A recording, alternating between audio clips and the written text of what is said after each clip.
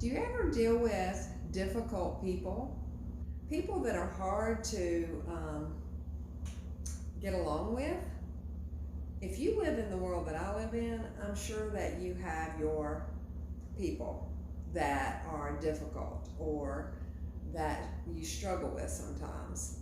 So this morning I was dealing with some of this and just trying to be who I'm supposed to be in Jesus with each person. And sometimes that's difficult because my human self doesn't always cooperate. But I was praying this morning about this particular situation and just asking God if I needed to stay connected to this person or I needed to walk away. Which was the best thing to do? I know there are times when you just have to walk away from somebody, as hard as that may be. But I was also asking, how do I confront the situation, or do I need to confront the situation before walking away? All these questions are valid. And for somebody who is a peacekeeper, not just a peacemaker, but a peacekeeper, I love peace. I do not like conflict. So for somebody like me, it is difficult to confront. And I was asking God if it was okay for me to walk away from several failed attempts at trying to reconcile or trying to make these things right, or but really not dealing with the situation, not dealing with what is causing me to even think about walking away.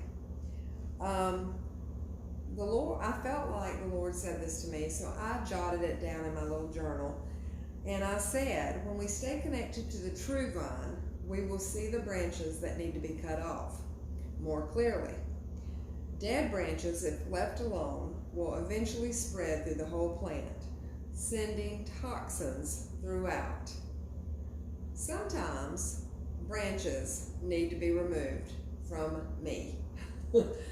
If I'm connected to the vine and there is a branch that is weighing the whole vine down and dying and maybe causing disease, then it needs to be cut off. Or that's what I was thinking in my head. But it's funny how God works, because that's what I wrote down in my journal early in the day.